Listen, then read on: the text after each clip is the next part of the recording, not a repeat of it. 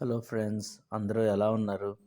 మీ ప్రేక్షకులందరికీ, సబ్స్క్రైబర్స్ అందరికీ happy new year. మీరు, మీ ఫ్యామిలీ ఈ న్యూ ఇయర్ చాలా బాగా సెలబ్రేట్ చేశారనుకుంటున్నాను. అండ్ ఈ ఇయర్ మీకు అన్ని విజయాలు, మీరు అనుకున్న పనులన్నీ సక్రమంగా జరిగి, మీ హెల్త్, వెల్త్ అన్నీ గ్రో అవ్వాలని నేను మనస్ఫూర్తిగా కోరుకుంటున్నాను. అండ్ లాస్ట్ ఇయర్ ఇయర్ ఎండ్‌లో నేను పెట్టిన వీడియోకి చాలా మంచి రెస్పాన్స్ వచ్చింది ఫ్రెండ్స్. అది నేను అసలు ఎక్స్‌పెక్ట్ చేయలేదు. నాకు ఫస్ట్ వీడియోనే అంత బాగా వస్తదని అసల నేను కల్లో కూడా అనుకోలేదు. So, thank you for that support. Me support చాలా నిజంగా ఇంకొక వీడియో నన్ను చేయడానికి ప్రోత్సహించింది, ఎంకరేజ్ చేసింది. అసలు అంత అంత తక్కువ టైంలో అంత రీచ్ ఉంటదని కూడా నేను అనుకోలేదు. బట్ ఫస్ట్ వీడియో అయినప్పటికీ చాలా తప్పులున్నప్పటికీ మీరందరూ నన్ను ఎంకరేజ్ చేసి, బ్లెస్ చేసిన విధానం చాలా నచ్చింది. Thank you everyone for that. మనం ఇవాళ నెక్స్ట్ టాపిక్ గురించి మాట్లాడదాం. యాక్చువల్లీ నేను 'అనసూయ అండ్ శివాజీ' టాపికే కంటిన్యూ చేద్దాం అనుకున్నాను గానీ, ఇంతలో వేరే ఇష్యూ కూడా వచ్చింది. ఈ టాపిక్ నుంచే వచ్చిన ఇష్యూ కొత్త ఇష్యూ ఇది. ఇది కొత్త గొడవ కింద దారి తీసింది. మీ అందరూ తెలిసే ఉంటది. 'అన్వేష్' ఈ మధ్య చేసిన కామెంట్స్, దానికి ఏజుడ్ రెస్పాండ్ అయిన విధానం, ఈ dispute and other things, karate Kalyan గారు వీళ్ళందరూ దాన్ని పోలీస్ స్టేషన్‌లో కంప్లెయింట్ ఇయడం, ఈ టాపిక్ గురించి నేను ఇవాళ మాట్లాడదాం అనుకుంటున్నాను. లాస్ట్ టైమ్ లాగే నా ఒపీనియన్ నేను చెప్తాను ఫ్రెండ్స్. మీ అందరూ మీ కామెంట్స్ పెట్టండి. మీరేమనుకుంటున్నారో చెప్పండి. అలానే please like, share and subscribe this video. Me comments, likes నాకు బ్లెస్సింగ్ లాగా అవి నాకు ఇంకా మైలేజ్‌నిస్తాయి. ఇంకా నన్ను పుష్ చేస్తాయి. సో, మీ అందరూ నన్ను ఎంకరేజ్ చేసి మరింత ప్రోత్సహిస్తారని నేను చాలా ఆశాజనకంగా ఉన్నాను. Thank you guys once again. So, టాపిక్‌లోకెళ్ళే ముందు మీకు 'అన్వేష్' గురించి తెలిసే ఉంటుందనుకుంటున్నాను. బట్ ఒకవేళ తెలియకపోతే ఆయన ఒక వీలాగర్. ఆయన ఒక వెరీ మిడిల్ క్లాస్ నుంచొచ్చారు. వైజాగ్ నుంచొచ్చారనుకుంటా ఆయన. ఆహ్, సో, ఆయన ప్రపంచమంతా తిరిగి మనం తక్కువలో ఎలా తిరగొచ్చు, ఆహ్, బడ్జెట్‌లో మనం ఎలా ప్లాన్ చేసుకోవచ్చు, ఇయన్నీ ఆయన మనకి చూపించారు. అండ్ అల్ ఆయన నాకు తెలిసి ప్రపంచాన్ని మనం చుట్టేయాలన్న కోరిక ప్రతి ఒక్కళ్ళకి ఉంటది. ఆ కోరిక నాకు తెలిసినంత వరకు 'అన్వేష్' ఎలా చెయ్యాలో, ఏం చేయాలో చూపించాడనే నేను అనుకుంటున్నాను ఇప్పటి వరకు. తన వీడియోస్ అన్నీ నేను అప్పుడప్పుడు చూసేవాడిని. చాలా వెరీ రా కంటెంట్ ఇచ్చేవాడు. సో, దాన్ని ఎలా చూపించాలి, ఏం చేయాలి, అసలు చాలా డిఫరెంట్‌గా ఉండేది తన వీడియోస్ అన్నీని. సో, తన వే ఆఫ్ ప్రెజెంటింగ్ ఇయన్నీ స్కిల్స్ చాలా డిఫరెంట్‌గా ఉండేది. అండ్ ఆయన ప్రెజెంట్ చేసిన విధానం, చూపించిన విధానం గాని, లక్షలాది మందికి చాలా ఇన్‌స్పైరింగ్‌గా ఉండేది. ఒక సామాన్య యువకుడైనప్పటికీ తను 'నా అన్వేషణ' అనే ఛానెల్ పెట్టి, తను ఫారిన్‌కి ఎలా వెళ్ళాలి, తక్కువ బడ్జెట్‌లో ఎలా వెళ్ళాలి, అక్కడ ఏం చెయ్యొచ్చు, ఎలా చెయ్యొచ్చు, ఇయన్నీ మనకి చాలా క్లియర్‌గా ఎక్స్‌ప్లెయిన్ చేసేవాడు.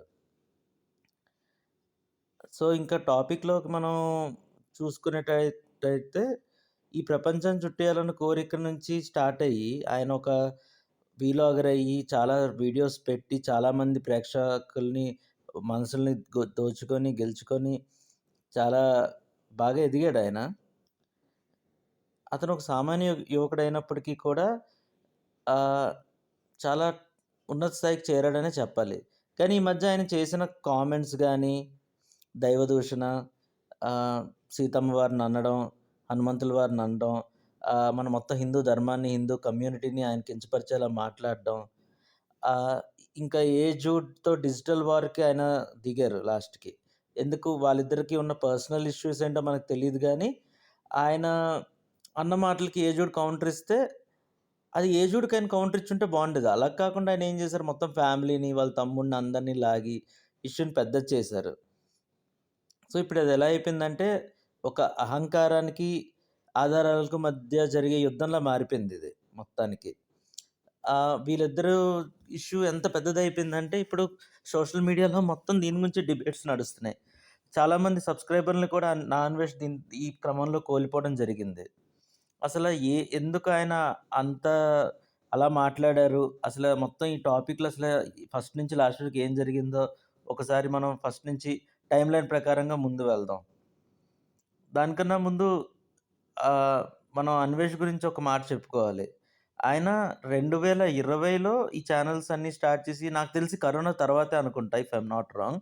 ఈ కరోనా తర్వాతే ఆయన చాలా వరకు ఈ వీలాగింగ్ ఇయన్నీ చేసి అక్కడి నుంచి ఎదగడం మొదలెట్టారు.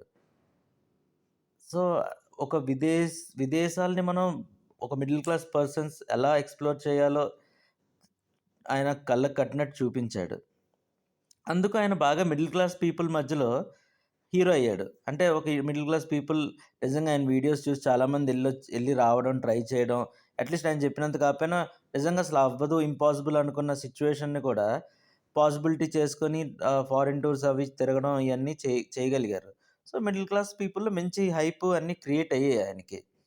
కానీ ఇప్పుడు ప్రాబ్లమ్ అంతా ఏంటంటే విజయం అనేది ఎప్పుడు ఒక్కలాగా ఉండదు కదా! ఆ సిట్యుయేషన్స్ మారుతాయి. మన టైం మారుతది.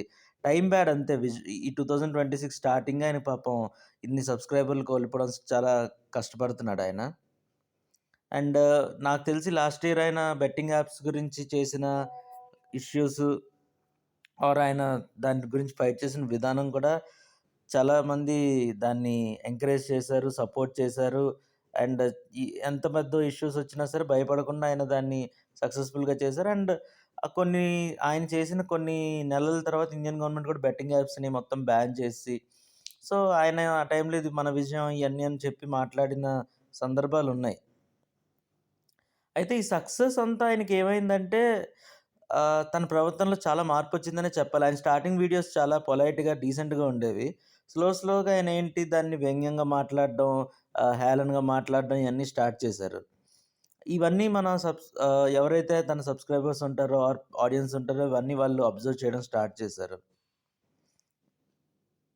ఎవరైనా మనం ఆయన్ని క్వెషన్ చేస్తే ఇది నా ఛానల్, నా ఇష్టం. నేనేదైనా చేసుకుంటానన్న ధోరణిలో కూడా ఆయన మాట్లాడరు. అది తప్పు. మీకు వాక్ స్వాతంత్రం అంటే ఏంటంటే, మీరు ఏదైనా మీ ఒపీనియన్‌ని చాలా క్లియర్‌గా, క్రిస్ప్‌గా without any bad words or unparliamentary వర్డ్స్‌ని చెప్పుకోవడం. అది భావ ప్రకటన. కానీ ఆ పేరుతోటి మీరు అందరిని దూషించడం, తిట్టడం ఇయన్నీ అనేవి కరెక్ట్ కాదు. దీన్ని మనందరం క్లియర్‌గా అర్థం చేసుకోవాలి. ఈ మధ్య చాలా ఇష్యూ అవుతుందిది. భావ నాకు ఫ్రీడమ్ ఆఫ్ స్పీచ్ ఉంది. నేనేదైనా మాట్లాడొచ్చు. ఇది నాకు ఫండమెంటల్ రైట్ అని చెప్పి ఎవరిని పడితే ఆళ్ళని తిట్టడం ఇయన్నీ చేస్తున్నారు. ఈవెన్ పాలిటిక్స్ కూడా అలాగే తయారయ్యాయి. సరే అది వేరే టాపిక్ అది తర్వాత మాట్లాడదాం. బట్ ఇక్కడ మనం అందరం క్లియర్‌గా నేను చెప్పదలుచుకుందేంటంటే, మనం అర్థం చేసుకోవాల్సిన విషయం క్లియర్ ఒకటే. మనం చెప్పాలనుకున్న ఒపీనియన్ ఏదైనా సరే చాలా క్లియర్‌గా అవతల వాళ్ళకి అర్థమయ్యేలాగా చాలా వెరీ పార్లమెంటరీ వర్డ్స్ యూజ్ చేసి చెప్పండి. మీరు ఎవరినైనా తిడితే అది ఫ్రీడమ్ ఆఫ్ స్పీచ్ అవ్వదండి. అది కేస్ అవుద్ది. అలా చేయకండి. సో, అది నా రిక్వెస్ట్ అండ్ అందరిని ఆహ్, ఈ పాయింట్ నేను క్లియర్‌గా చెప్పి అందరికీ అది అర్థమయ్యేలా చేద్దాం అనేది నా చిన్న ప్రయత్నం. సో సో, 'అన్వేష్' గారి టాపిక్‌లోకెళ్ళిపోతే ఆయన మొన్న రీసెంట్‌గా 'సీతమ్మ వారి' గురించి స్టార్ట్ చేసి, ఆయనసలు ఏదేదో మాట్లాడారు. ఆయనకసలు చరిత్ర తెలుసో లేదో నాకేం అర్థం కాలేదు. ఆయన చరిత్ర చెప్తున్నా అనే నెపంతోటి హిందూ దేవుళ్ళ పైన ఆయన చేసిన వ్యాఖ్యలు అన్నీ ఎలా అంటే అది చాలా హర్ట్ అయింది. నేను నేను పర్సనల్‌గా అయితే నాకు చాలా హర్టింగ్ అనిపించింది. అరే! మనం ఒక హిందూ దేశం. మనం ఇంతమంది ఎవరైతే ఏ దేవుళ్ళనైతే కొలుస్తామో వాళ్ళ గురించి ఈయన వచ్చి చరిత్రను వక్రీకరించి మరీ తిట్టడం ఏంటి? అసలు చాలా తప్పు కదా అది. సీతమ్మ వారంటే గట్టిగా మాట్లాడితే ఇండియాలో ఉన్న ప్రతి ఒక్కళ్ళకి అది ఏ రిలీజియన్ అయినా, ఏ కమ్యూనిటీ అయినా, ఏదైనా ఆవిడ తల్లితో సమానం. అలాంటిది మన తల్లిని మనం తిట్టుకున్నట్టే అనిపిచ్చింది. ముఖ్యంగా ఆయన వాడిన పదజాలం కూడా చాలా బాధనిపిచ్చింది. అండ్ మన మనోభావాలను కూడా క్లియర్‌గా దెబ్బతీసాయి. మొత్తం అందుకే సబ్‌స్క్రైబర్స్ డౌన్ అయిపోవడం చాలామంది లక్షల్లో ఎళ్ళిపోయారు ఆయనకి సబ్‌స్క్రైబర్. వేలల్లో కూడా కాదు. అంటే దాన్ని బట్టి ఎంత ఇంపాక్ట్ క్రియేట్ అయిందో అర్థం చేసుకోండి.